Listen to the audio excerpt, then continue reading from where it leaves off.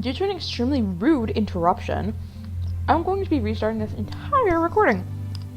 So, who's ready for part 4? Not me. Also, I am eating an apple right now. So, if you hear me chewing on something, like crunching really loudly, damn it, there goes my accent again. And, or talking with my mouth full, I don't fucking care. So. You fucking pretty boys think you're all that, huh? Well, save that to the end of my pistol. Huh? What's going on? I couldn't move my body. I felt like I was tied up, and I couldn't see anything beyond the darkness that surrounded me. I could hear the sounds of a heated argument coming at me from all directions. Oh my god. One move and she gets it. That wasn't right in my ear that terrified the crap out of me. Let her go! Matthew? Come on, chicken shit. Fight us like a real man.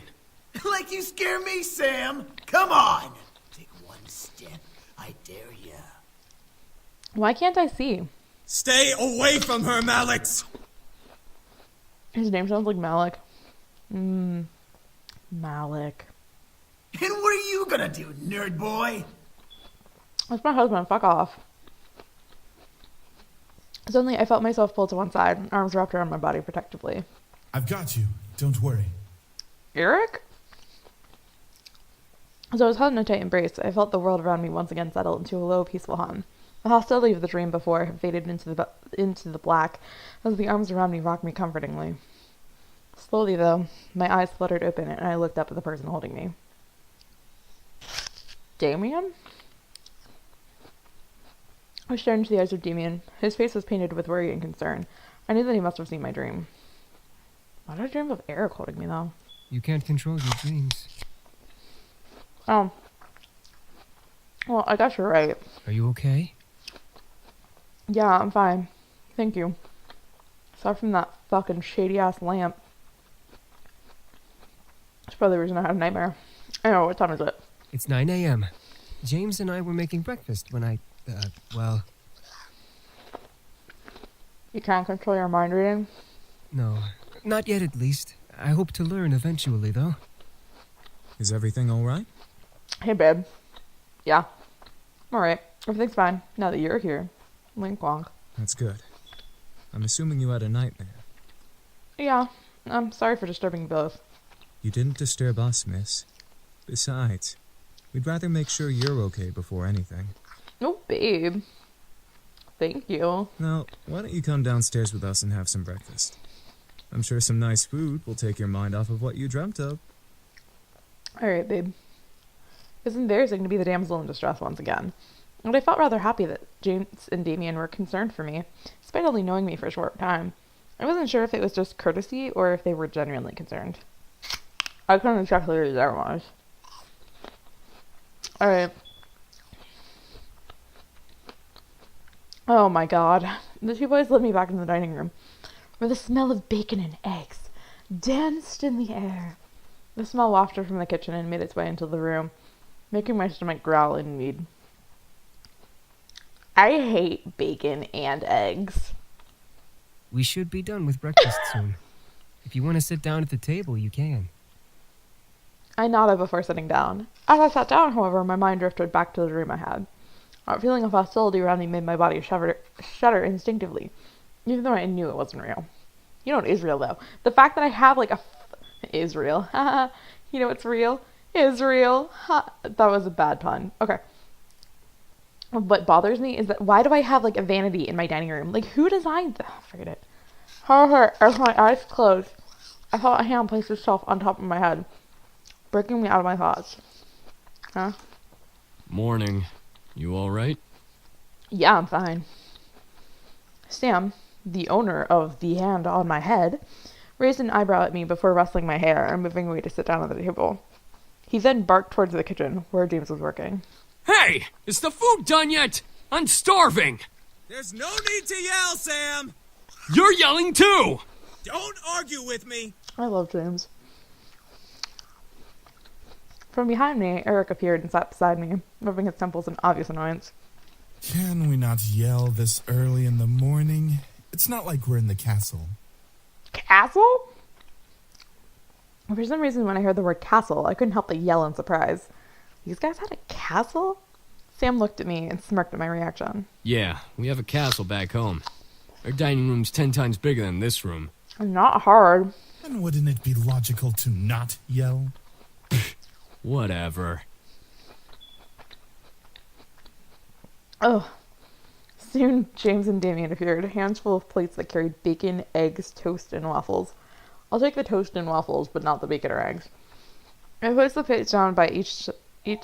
Are you fucking kidding me? Okay, stop. No, nope. Ugh. I should have picked the basement. This was a mistake. Why do I have to suffer like this? Oh my god!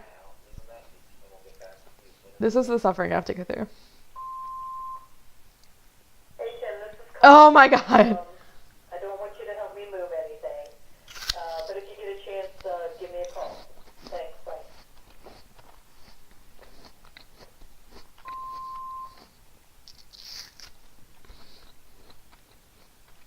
I feel as though I should just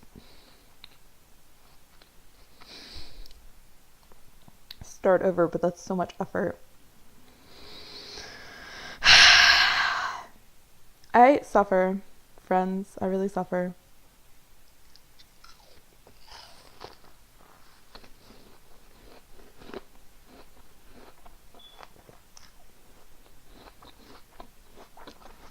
Okay, they place the plates down by each seat before seating themselves. My favorite. Finally. Thank you for the breakfast. It looks amazing. It's our pleasure. Oh my god. All of a sudden, my phone began to ring, ushering me to pull it from my pocket and answer. What? Hey, good morning. Guess who's at your door right now? Right on cue, there was a knock from the foyer, the front door. It's the front door. My heart stopped. The lesbians were here. I'll get it. My heart quickly began to pound in my chest. Matthew was in the lobby, and he'd get to the door first. I instantly jumped out of my chair and rushed out of the dining room. As I passed through archway, Passed through archway, someone didn't proofread this. The archway between the dining room and the foyer, I saw Matthew reach his hand for the brass door handle, causing the world to go in slow motion. Matthew, don't! But before my words could reach his ears, Matthew had opened the door and revealed the surprised faces of the lesbians.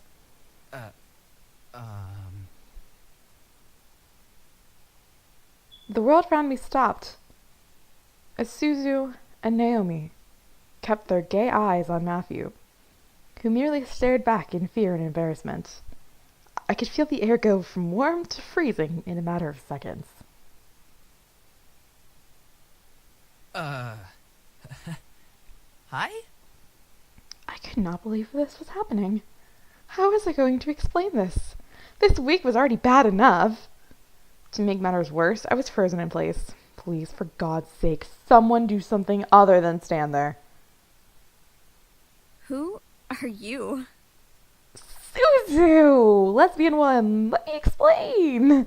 Actually, my sim daughter named Lesbian. No, my Sim's daughter named Suzu is a lesbian. She chose the lesbian path. She picked up some girlfriend at prom, then, subsequently dumped her, and then I gave her Poisson as her girlfriend instead.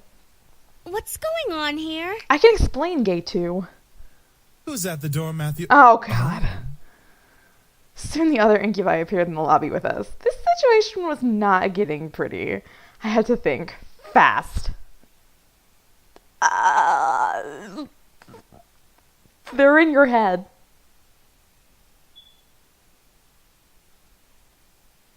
Suzu reached out and poked Matthew on the forehead, making him stare cross-eyed at her finger. Hello to you too? Seems real to me. They're not imaginary. Shut up, lesbian two! It was no use. There's no time to lie to them. I felt helpless. Then I felt a hand on my shoulder and felt the tension in my body almost fade away. I turned my head to see James smile at me before stepping in front of me. We must apologize, ladies. We know the situation must be confusing for everyone. Let's take this to the dining room and we'll explain everything. I stared at James wide-eyed. Was he going to tell them who they were? Everything seemed surreal. Before I knew it, I was led to the dining room along with Susan and Naomi and sat across from their confused gazes. As the lesbians sat down, Eric and Matthew placed their untouched plates of food in front of them, surprising their guests. Whoa, this looks amazing! Thank you! Our pleasure, ladies. We hope you enjoy your meals. Make sure you dig in. I looked at Suzu and Naomi, I can't read, the lesbians, as they began to eat, visibly enjoying every bite they placed in their mouths. Hopefully the food would ease their minds for whatever James wanted to reveal. As Naomi and Suzu ate their impromptu meals, James and the other boys stood behind my chair, making me grow more red in the face. So, Anderson, are you gonna tell us what's going on? Well, you see... Gently, James placed a hand on my shoulder again, signaling me to just eat my food. I already finished my apple, though. As I began to eat, he spoke to Naomi and Suzu. We are Miss Anderson's house servants. We were hired by her late grandfather to help around the mansion, but since he has passed, we now assist Miss Anderson with living on her own. That makes sense. It's such a huge house. Doesn't explain my explanation, does it? A huge house for a wonderful princess such as Miss Anderson deserves the greatest of servants to care for it. But why are you all dressed so casually and stuff? Aren't servants supposed to have uniforms or whatever? I mean, like, at least 3 of them are dressed nicely. Well, Miss Anderson allows us to get comfy while we work, so she lets us wear casual clothes. Yeah, something like that.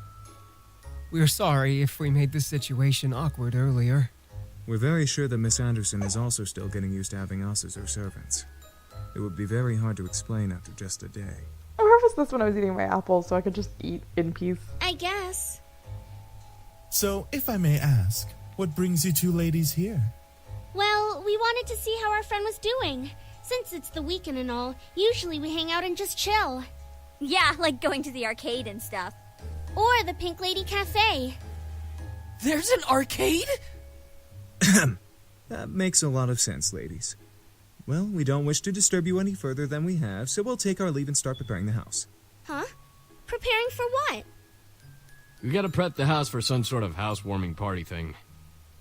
Our princess's parents requested a housewarming party to be held here soon. And by soon, they mean tonight. Oh, well, I guess we can help out or something. Right, Naomi? I thought you wanted to go to the arcade. Shut up, lesbian! This housewarming thing is more important. No need. We can handle it. If you'd like to, miss, you can go out with your friends while we handle things here. Seriously? Sam, not now. Thank you, Damien. Well, I wanted to help out, but at the same time, I wanted to go out with my friends. James gave me a look of understanding, letting me know that if I left, everything would be okay. I had to make a decision. I'll stay and help around the house, because honestly, I don't think you guys know what you're doing. You're princes. Why would you know what you were doing? Are you sure? I'm really sure. Besides, it is my housewarming party. I should help out too. And if one of you gets attacked by that sketchy lamp, I'd rather be here to record it and then put it on the internet. Want us to help out as well? No, lesbians, you can leave. I think we got it all taken care of. Thanks though, my gays. All right. We'll head on out then so we're not in the way. Thank God for that. I mean, sorry. I'll hang out with you guys soon. You gays. Yeah. It's all good, Anderson. We'll definitely come to the housewarming party tonight. Thanks. Thank you. I should probably actually try reading the lines that I've written for once. I let them back into the lobby and walked them to the doors, opening it for them with a thankful smile. They both gave me hugs before walking out to Naomi's car, which was parked in the driveway because they came together again. And with that, they left. I was happy that they wanted to help, but I had to do this on my own. It was not their work, so I didn't want to force it on them just because they were my best friends. Plus, they're probably going to make out somewhere, so we had the entire day to work. The party was tonight, and we had to do all we could to make everything right. We sat down and talked about what needed to happen before the party started that night. Each guy had been assigned a different part of the party to do, and right after lunch, we began to work. Since everything was taken care of by at least one incubus, James told me I could assist one of them. The question was, who? Obviously James with the garden. Duh. Wait, I don't... yeah, James with the garden. Sorry, James and I headed out to the garden. It had been years since I had been in the small field. The gazebo was smaller than I remembered, but I had grown since I had last seen it. James rolled up his sleeves and took in a breath of air before sighing contentedly. So, we need to cater to the plants and make sure there are no muddy spots in the grass. It may take a while. Are you sure you wish to help me and not the others? I shook my head, rolling up my sleeves as well. I can handle it. I'd rather work outside anyway. James nodded with a smile before handing me a watering can, gesturing to a group of flowers by the side of the yard. I walked over and began to water the flowers. However, as silence took control of the air, I felt the need to start a conversation. So, you come here often? Do you like flowers? I wanted to smack myself. That was a terrible conversation starter. I mentally smacked myself again. I, just gave up. I just screamed and quit before hearing James chuckle softly. I turned to look at him as he nodded. They have a wonderful aesthetic. Many people would think that flowers are simple and rather boring, but I've learned secrets about flowers. Secrets about flowers? What, like a special way to water them or something? You could say that. There are right and wrong ways to water flowers. Hey, you wanna know a secret about flowers? Sometimes bees will just take naps in flowers. Am I saying that I would take a nap in a flower? Absolutely I would. Can you show me? James gave a small smirk before walking over and standing behind me. I instantly blushed as he brought his arms underneath mine, guiding my watering can. The water gently poured over the dirt, sinking into it and dissolving into the roots. However, my concentration on the water was broken by the sound of James's voice in my ear. Flowers need to be cared for gently, Please don't like a disturb my fragile ear. light. Too much power and they'll break, but too little and they'll wither and fade away. It's like caring for a pet or a loved one. Honestly, though, they all like to whisper right in my ear, and it scares the crap out of me. A loved one. For some reason, those 3 words echoed in my head. James continued to guide my watering can, using gentle hands to lead my arms and my body. It was almost like a dance. Eventually, he let go and stepped away from me. I turned to him as he simply smiled at me before returning to his work. I felt my face with my hand, feeling the extreme warmth before shaking my head and continuing to water the remaining plants. The hour of the house party had arrived. In my mind, I kept double and triple checking the essentials for the party. Knowing my dad, he invited his business partners and the executives of the Anderson Company to show off. I stood in front of the mirror in my room, staring at my form as a million thoughts ran through my mind. It's just a housewarming party. But at the same time, it wasn't. Also, I need to, make a decision, because I can either, actually live up to my father's expectations, or I can, let him down terribly. And I kind of want to let him down terribly, if I'm going to be honest. So, it was my chance to show my dad that I was better than his expectations. It was a chance for me to see my parents it was a chance for what? It was a chance for me to see my parents as a woman. My parents are a woman. That's how I'm reading this. It was my test to see if it was really ready, if I could read. It was a test to see if I could read. If I was really ready to live on my own. Well, not truly alone. I had the incubi to thank, but even so, I didn't have my dad guiding me or my mom helping me through living alone. A knock on my door broke my thoughts, surprising me. Who is it? Hey, are you okay in there? Your parents should be here soon, so you should hurry getting ready. God, Naomi. I'm fine. Well, I'm ready, but... But what? I'm sure you look fine, Anderson. Just come on out. Literally, you're gonna find out how gay Caesar is. Alright. As soon as I opened the door to the hall, I watched as Naomi's and Susie's faces turned from smiles to complete awestruck stares. They were gay for me. What? Dude, you look hot. Lesbian! Yeah, you look amazing. Where did you get that dress? Listen, I don't just call friends, like, hot, unless I'm, like, attracted to you. Just saying. I've had it for a while, I just never had the chance to wear it. Figured I might as well bring it out now. I stepped out of my room and closed my bedroom door behind me. As I walked down the hall to the grand lobby, it's the foyer. The incubi stood waiting for me at the bottom, all dressed to the nines as proper servants. Whoa, they really know how to dress well, don't they?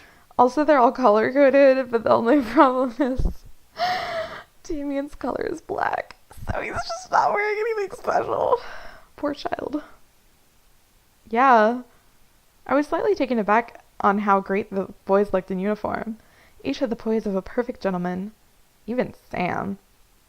I slowly began to climb down the steps with Suzu and Naomi behind me. Checking out my ass, probably. The boys watched us ascend the staircase one step at a time, like knights waiting for their princess. I felt my face slightly flushed, but I quickly shook my head to try and regain my thoughts. As I reached the last step, James offered his hand out to me and walked me down that final step, smiling. As beautiful as a princess, miss. Fuck yeah. Fuck me. I mean, So, what? are you prepared for tonight? Am I prepared? Oh, I need to decide if I'm gonna do it or not. Let's say as ready as I'll ever be. I couldn't deny that I was nervous, but I had to try. This party was more than what it seemed, and I had done all that I could to prepare for it. Now, it was all up to fate. The other boy smiled assuringly at me, which made me feel a little better about everything. I looked at my phone and marked the time. Almost right on cue, the doorbell rang. I gulped. I could practically feel my dad's aura from behind the door.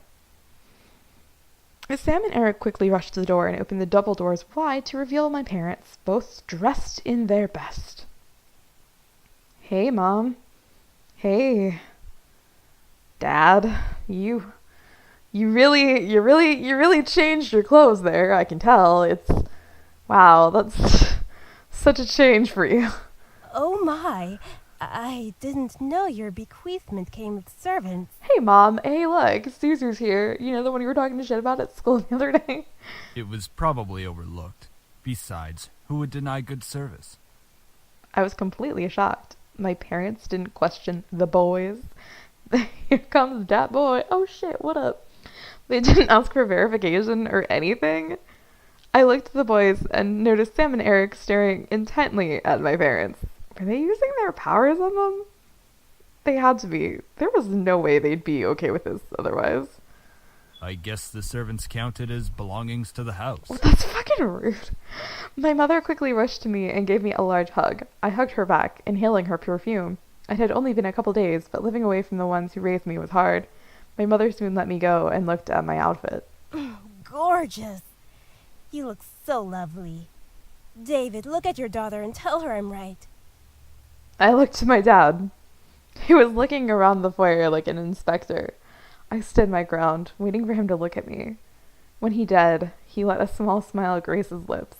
Your mother's right. You look like you're all grown up. Yeah, unlike you, you're wearing the exact same outfit, but in a different color scheme. The world around me stopped as my heart pounded hard in my chest. Did my dad just compliment me? On his own accord? My mother was grinning ear to ear at his words. I was beyond speechless. Thank you, Daddy. However, his cold face quickly returned as he began to look around once again. There's a reason I keep moving my mouse, you'll see. I assume that you're ready, then, to impress the rest of the guests, correct? I have to make quick choices, and then if you don't, have your mouse ready, it, doesn't let you move it. It's weird.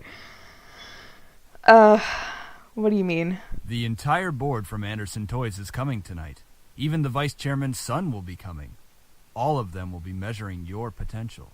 Are you fucking kidding me? To become CEO of the company. Are you fucking kidding me? I knew it. Something was off about tonight, and now this party had become much more than I anticipated. I gulped silently, but I nodded in response. I looked at the incubi, but they were continuing to be servants for my father's approval. I looked behind me and saw the lesbians raise their thumbs at me for encouragement. I let out a small breath before feeling my body accept the situation. I felt a weight in my gut, but I had to hide it. As if time zoomed forward, all of a sudden, the main hall of the house was full of guests. Men and women in formal or business attire showed up to meet me and see my new home. I didn't expect many to come, but I was once again surprised that night. I shook hands with many officials and executive members, putting on the professional face my dad trained me to have. I felt overwhelmed, but I hid it well behind a small smile and a handshake. Many even asked me questions. I tried my best to reply as maturely as possible. I had to remember, say what they want to hear, not what you want to say. So, how do you feel living on your own at such a young age? I think I have to get like at least 4 of them, right? But okay. It's difficult being independent. I'm so sorry I about couldn't your read that whole grandfather thing. passing away. It really hit all of us hard. Thank you for your condolences. Do you have college plans? Do I? Oh damn it, I should have done college. I don't need that. I feel like the questions came one after another. It was tough to answer some of them because they weren't about me. They were about the company. What do you think will happen with the company now that your grandfather has passed? Don't ask me. I have no friggin' clue. What do you think of the philanthropic policy the company has? It's a policy that reflects my own values, so I personally think it's great. Do you think the company should expand from just toys? I'm thirsty. No? Eventually the question stopped and I was back to being myself. Naomi and Suzu were mingling in the crowds and the incubi were doing their jobs, so I was all alone in a room full of strangers. It was unnerving to think about, but at least I wasn't being questioned left and right anymore. Let's find out if I fucked up or not. Oh, no, wait, hold up. I have to wait a bit more. And suddenly, though, my mom pushed her way through the crowd to me, bringing along someone I didn't know. Honey, I'd like to introduce you to someone. This kind gentleman is the son of the vice chairman. With my mother stood a man who looked only a couple years older than me. He smiled and held out his hand to me, silently asking for my hand. Hi, I'm Andrew Lewis. It's a pleasure to meet you, Miss Anderson. Ew. Simply nod to him. Andrew was slightly taken aback, but gently smiled and lowered his hand with a nod in return. I don't like him. He's romanceable, but I do not like him. I hate him. My mother smiled at both of us, which made me slightly concerned. Why was she excited to introduce me to Andrew? So, you organized this party very well, Miss Anderson. Okay, the thing is, of the 9 romance routes, right? 3 of them are gay. How are there... Yeah, no, 3 of them are gay. 2 of the gay ones are with humans, but the only, male romance route that isn't an incubi is him. And he's lame as fuck. Dot. I apologize if I made you uncomfortable in some way. My mom's face. Andrew then chuckled nervously, bringing a soft fist to his lips to cover his laugh properly before smiling to me. Oh my god, fuck off. I'm sorry if I seem a little forward. I've just been excited to meet Harold Anderson's granddaughter. Why? He used to talk about you all the time in the office on how you helped him refine his toys. I only attended meetings and heard all of the stories. You helped a lot with the success of the company without having to actually work there. Please stop talking. Wow, I didn't know he talked about me. That would explain everyone's fascination with me and their rather personal questions. I looked at Andrew, who had a kind face to me. Something about him seemed off, and I didn't know what it was. He seemed to be hiding something. Whether it was good or bad, I was not able to find out. Also, I feel as though his and then 2 of the God, I have no idea what happens in the 3rd lesbian route. The 3rd lesbian route gets really weird, and I would assume that, listen, screw him. I felt someone walk up beside me, causing me to turn to them. Next to me was my dad, giving his cold stare to Andrew, who suddenly became tense. Thanks, Dad. So, you're Jared's son. Andrew's body twitched slightly. Whether it was fear or insult, Andrew locked eyes with my father. I couldn't help but feel the tension between them. It irked me how fragile the air had become. Enough to break at the wrong word. Damn, if only I could have pulled that off so he'd leave me alone. You're the one who wants to be the next CEO of the Anderson Company. Well... I stared at Andrew. This guy wanted to take my grandfather's place as CEO? I thought the vice chairman wanted the position. David, leave the poor boy alone. I'm merely testing the boy's conversational skills. Nothing wrong with that. Of course not, sir. And polite as well. Interesting. Like, the one thing me and my dad can agree on is to be fucking shitty as fuck to him. If you'll excuse me. Quickly, Andrew retreated away from my family into the crowd of people. I don't care. Uh-oh. Hold up, I might have fucked up.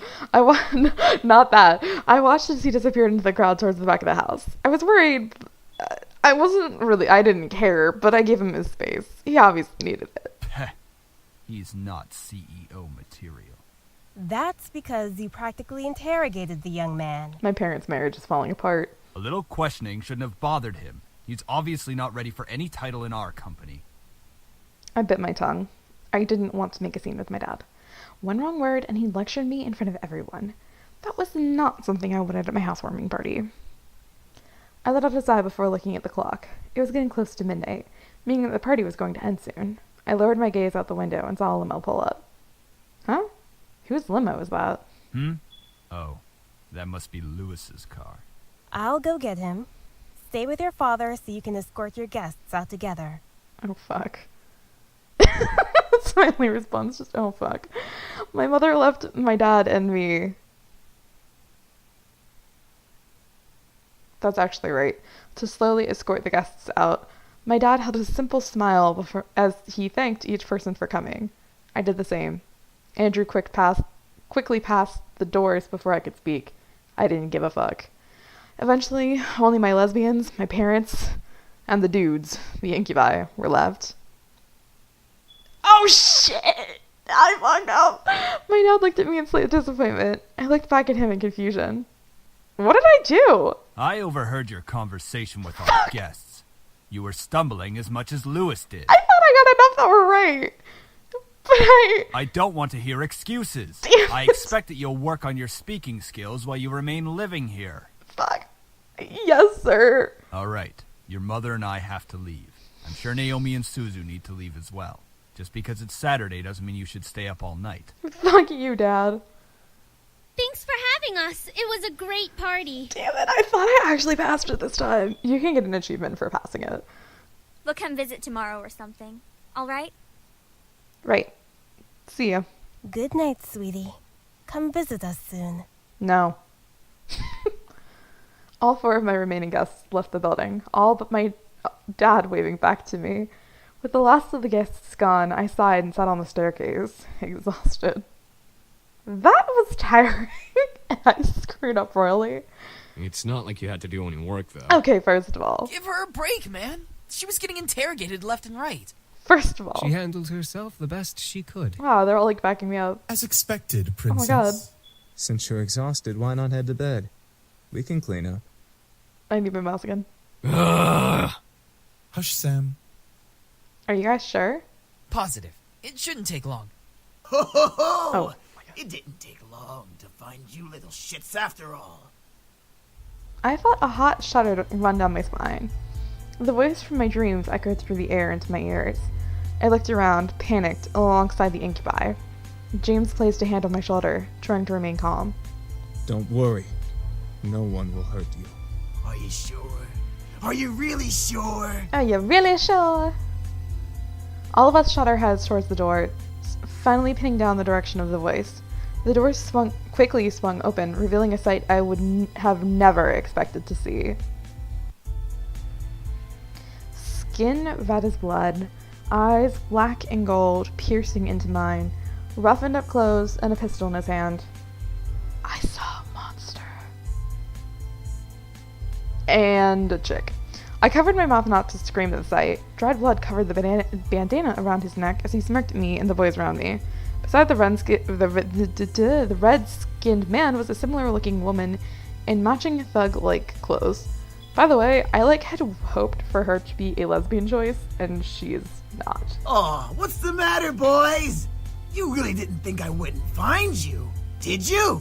Everybody seems to find us. I'm not surprised. I hoped you would, you piece of... All of a sudden, the man raised a gun at Sam's face and instantly pulled the trigger. We all gasped in shock, instinctively expecting to see a bullet run through Sam's face, but... What the fuck?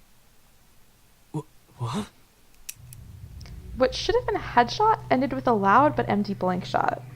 The pistol echoed its empty slots as the man grew more and more pissed, pulling the trigger over and over in aggravation. Luckily for my ears, it became quieter after its first shot.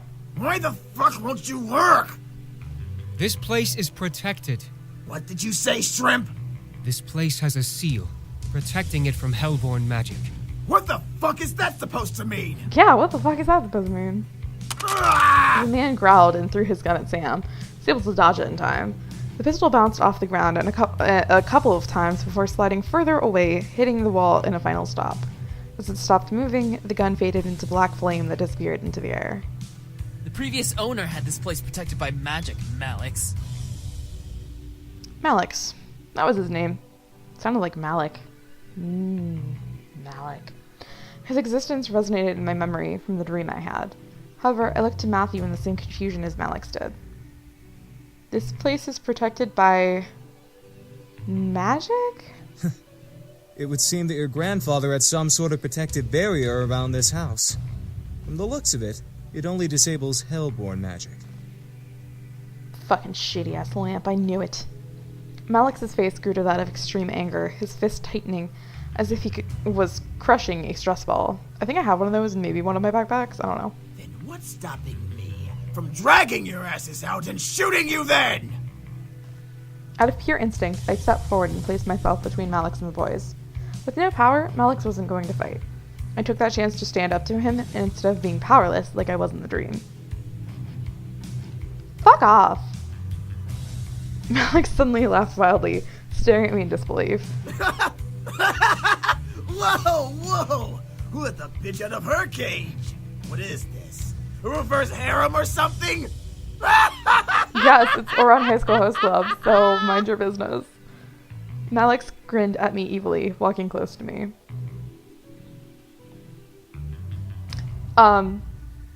You get an achievement for ducking, by the way, so make sure you at least do that your first time.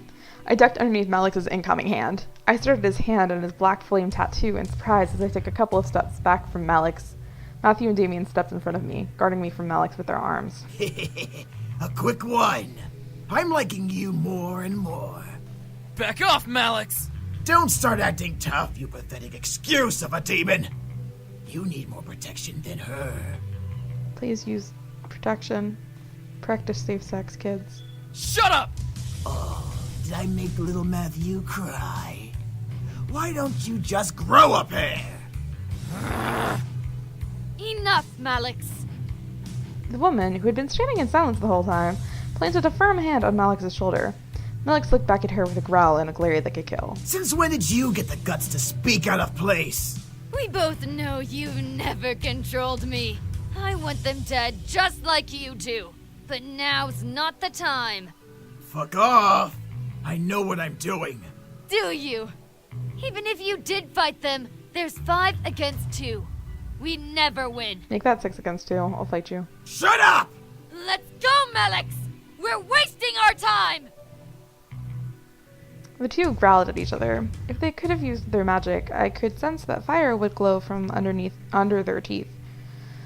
Malix grunted and glared at the boys. He pointed at James, wanting so badly to use his fingers like a knife. Just wait, pretty boys. We'll get you and fuck you up real good. Are you done? Then Malix turned to me, moving his finger to point directly between my eyes. Apparently he's not done. And don't think you're safe. Step outside. I dare you! You want me to? I'll fucking do it. With that, Malik and the woman walked out of the mansion. Doors closed behind them, leaving the boys and I alone once again.